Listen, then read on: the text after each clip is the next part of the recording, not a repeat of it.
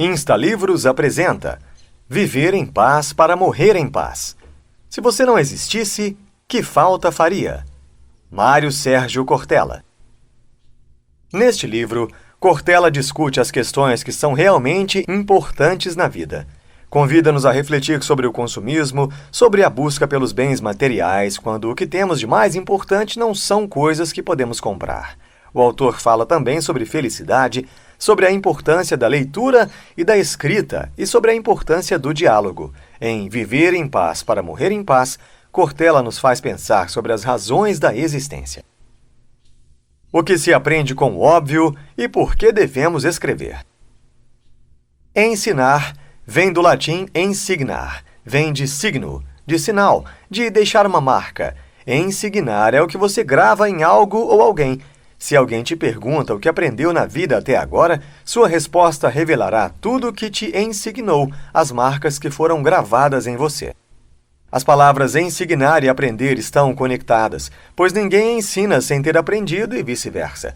Cortella diz que parece óbvio, mas poucas coisas são mais perigosas do que o óbvio. Essa âncora que paralisa o pensamento e induz à distorção, ao erro. Todo conhecimento e todo avanço vão contra o óbvio.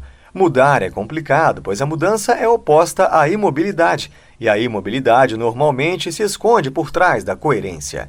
Com o óbvio, podemos aprender que ninguém nasce pronto e vai se desgastando. Nós nascemos crus e vamos nos fazendo, e para esse processo de construção devemos questionar tudo que pareça óbvio. Cortella diz que dos vários modos que existem para aprender a viver melhor, um dos que mais aprecia é a escrita. Para escrever é preciso pensar. Escrever ajuda a elaborar o raciocínio, a evidenciar as emoções, a organizar o mundo.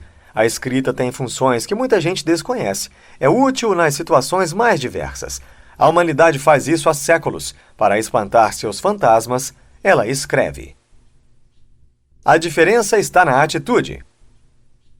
Atualmente, a maioria dos pais trabalha por mais tempo e não tem como acompanhar direito o dia a dia dos filhos. E menos ainda o processo de aprendizagem, a evolução na escola. Cortella recomenda duas providências. A primeira se resume a simplesmente olhar as lições que foram feitas durante o dia. O autor alerta ao fato de que olhar não é vigiar, é supervisionar. Há uma enorme diferença entre uma coisa e outra. Quem dá uma festa supervisiona os convidados, não os vigia. A segunda providência exige humildade dos pais. Normalmente, quando uma criança chega da escola, perguntamos como se fizéssemos uma auditoria. E aí, filhão, o que você aprendeu hoje? Mas podemos fazer muito melhor mudando a pergunta. E aí, filhão, o que você pode me ensinar hoje? Provavelmente a resposta será a mesma. A diferença está na atitude. Isso vale para a família, para a comunidade, para as empresas. Cortella diz que a auditoria é a caça ao culpado para aplicar punição, enquanto a avaliação é análise de processos para alcançar melhorias. Muitos pais dizem que os filhos não estão abertos ao diálogo.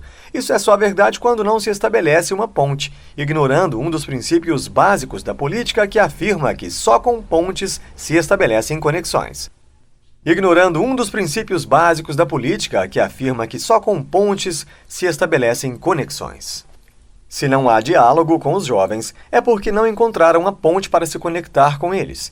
Quando os pais demonstram interesse sincero pelo que o filho pode lhes ensinar, cria-se uma ponte, estabelece-se uma conexão. Quando você pede a um jovem que lhe ensine alguma coisa, isso gera não só uma oportunidade para que ele se valorize, como também cria uma predisposição para que ele o escute na hora que quiser ensinar algo. Pais e filhos aprendem a sê-los juntos e se ensinam reciprocamente. O pai ensina ao filho ao mesmo tempo em que o filho vai ensinando o pai a ser pai. Saudade e nostalgia, raízes e âncoras. Cortella afirma que na vida nós devemos ter raízes e não âncoras. Raiz alimenta, âncora imobiliza. Pessoas que possuem âncoras vivem apenas a nostalgia e não a saudade.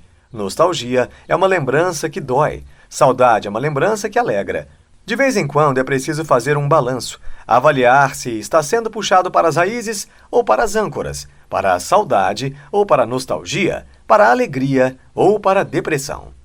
O autor explica que a palavra nostalgia foi criada por um médico alemão no século XIX. Naquela época, quem tinha um grande ferimento precisava amputar o membro afetado.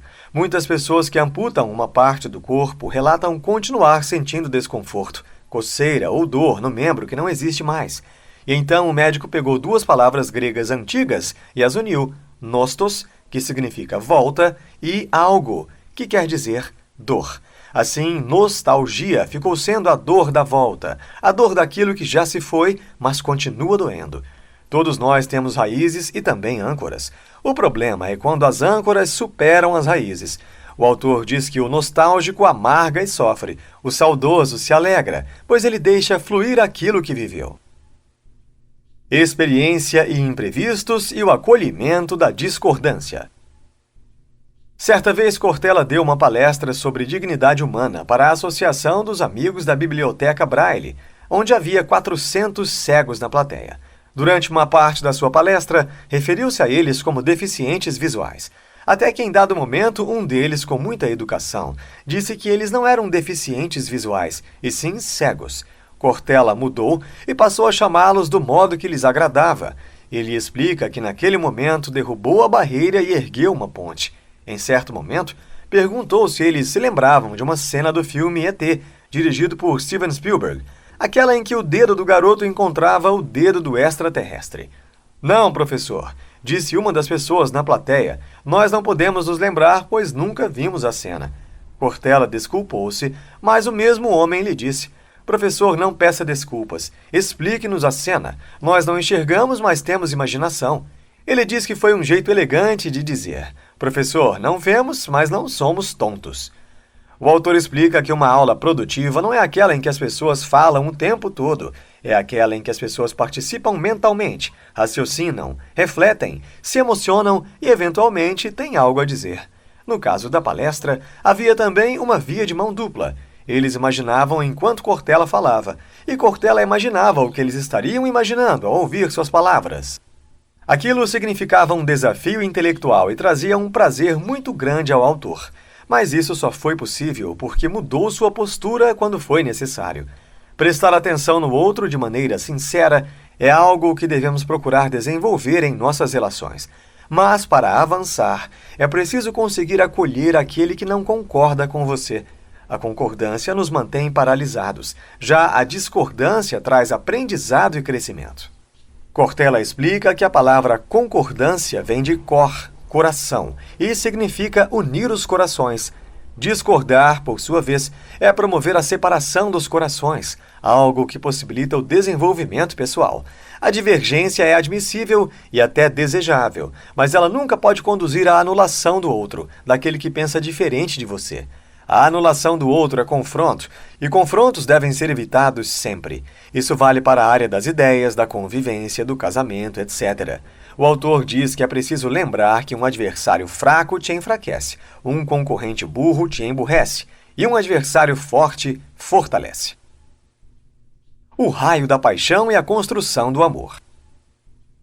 A palavra paixão vem do grego pathos, origem da palavra patologia, que carrega consigo doenças e afecções, ou seja, aquilo que afeta. Cortella explica que por isso dizemos a paixão de Cristo. Não é paixão porque Cristo estava apaixonado, mas sim porque sofreu. A paixão é movida por necessidade. Ela deve ser o ponto de partida, mas depois precisa ser transformada em algo que seja menos explosivo e mais constante, como o amor. O amor, diferente da paixão, oferece paz. Paz não é ausência de conflitos, mas a capacidade de administrar os conflitos. É preciso ter em mente que a paixão é eventual e rápida. Cortella diz que não crê em amor à primeira vista, já que o amor é uma construção e não uma fagulha, um instante. Mas acredita em paixão à primeira vista, pois é a paixão que solta faíscas, é a paixão que dá o disparo, é a paixão que desassossega e faz perder a razão. Paz de espírito é aquilo que faz com que a pessoa consiga lidar com suas paixões de maneira que elas se convertam em energia positiva e controlável. O autor diz que obedecer ao coração não é ser dominado por ele, não é excluir a razão. Obedecer ao coração é agir de maneira equilibrada, numa parceria entre o coração e a razão. Mário Sérgio Cortella diz que, para ele, equilíbrio não é um ponto estático entre dois opostos. É ir aos extremos e não se perder. é ser capaz de vivenciar os múltiplos territórios da vida sem neles se ancorar.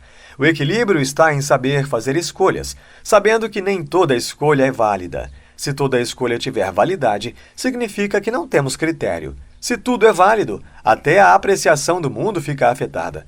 Uma pessoa só sente felicidade ou paz porque a felicidade e a paz não são contínuas.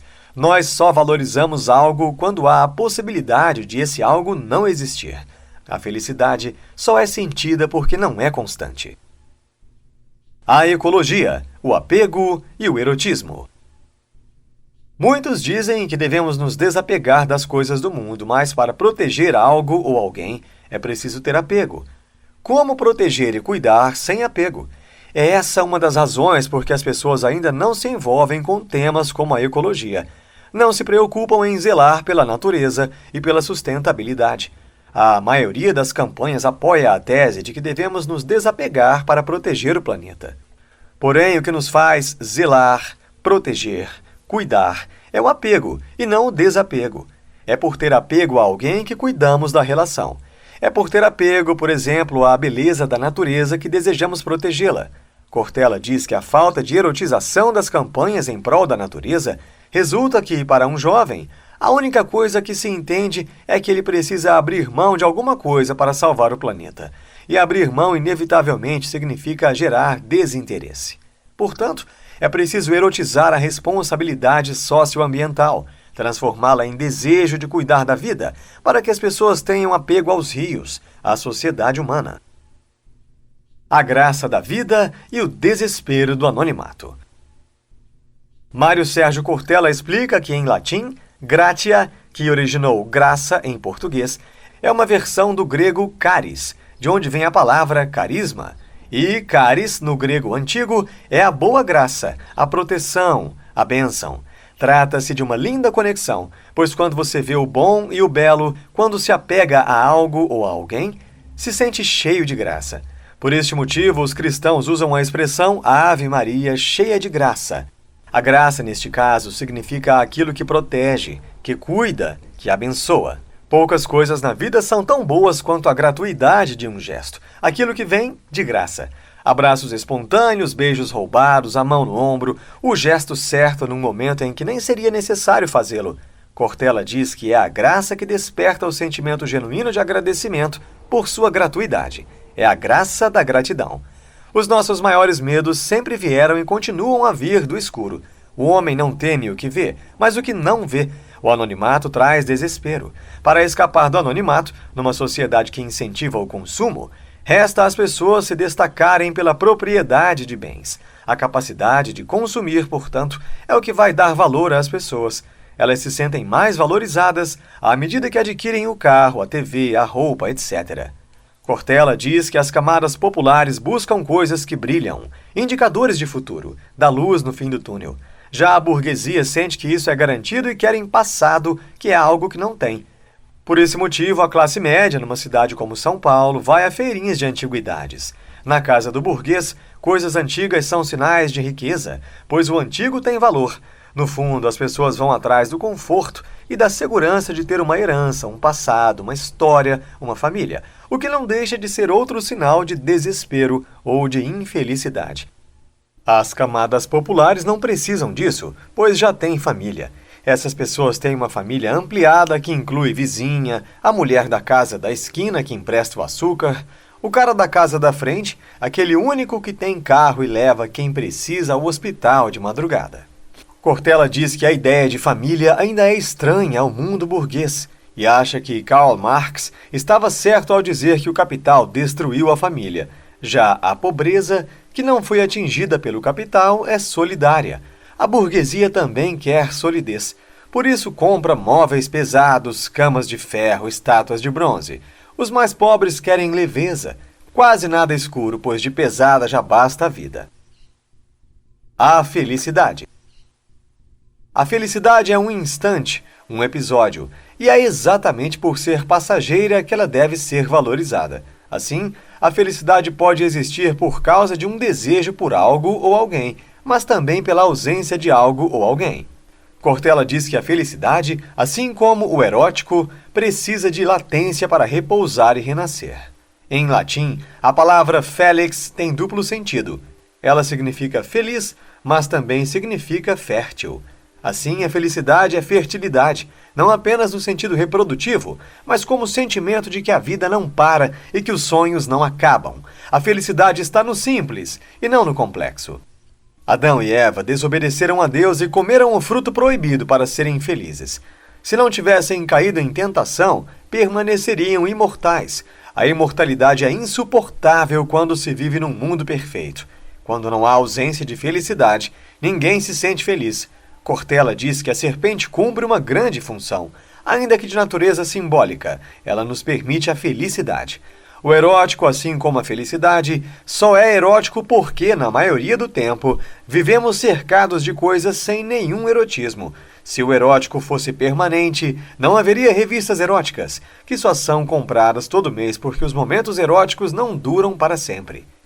Felizes são os humanos, pois não são felizes sempre, mas, quando o são, podem fruir a felicidade com grande intensidade. O impedimento de fazer algo aumenta o gosto e o desejo, da mesma forma que o desejo só existe quando não é saciado. Há uma grande diferença entre desejo, vontade e necessidade. Desejo é um impulso vital. A necessidade é uma urgência. O desejo é o horizonte, é aquilo que norteia, mas nunca se alcança. O horizonte não existe para que se chegue até ele, e sim para não me impedir de caminhar. O desejo é o que impede que eu pare de caminhar. Por isso, o desejo é imortal. Apenas os humanos são mortais, pois só os humanos sabem que vão morrer. Os outros animais não lidam com esse conceito, portanto, não são mortais. Mário Sérgio Cortella diz que em muitos momentos da vida gosta de pensar pela ausência. O autor conta que no primeiro dia do ano, num gesto físico, mas também simbólico, pega uma folha de papel e traça uma linha no meio, criando duas colunas. Na da esquerda, escreve no alto da página, apesar de. Na da direita, por causa de. Então, elege os principais temas do ano que passou e começa a pensar sobre eles e analisá-los. Por exemplo, continua morando em São Paulo, continua sendo professor e continua casado. Sobre a cidade, mora em São Paulo há mais de 40 anos, apesar do trânsito, da poluição, da violência. E continua morando por causa da quantidade de atividades culturais, do mercado de trabalho, das oportunidades, dos contatos, da universidade, de seus filhos que moram na cidade. Se a coluna apesar de fica com mais itens, ou em outras palavras, se os senões ultrapassam as razões, alguma coisa precisa ser repensada ou mudada em sua vida. Se a coluna por causa de fica mais cheia, se as razões são superiores aos senões, então significa que está no caminho certo. Cortella diz que o que vale é ter razões, não senões. Razões para viver, para pensar, para agir. Mas perceba que os senões são importantes para você contrabalançar aquilo que faz. Viver em paz para morrer em paz. Para o autor, viver em paz não é viver sem problemas. Viver em paz é viver com a clareza de estar fazendo o que precisa ser feito. O autor questiona: se você não existisse, que falta faria? Insta Insights. O óbvio é perigoso, pois paralisa o pensamento. Só com pontes estabelecemos conexões. É preciso saber criar pontes em todos os tipos de relacionamentos. Devemos ter raízes que nos alimentam e não âncoras que nos paralisam. Nostalgia é uma lembrança que dói. Saudade é uma lembrança que alegra.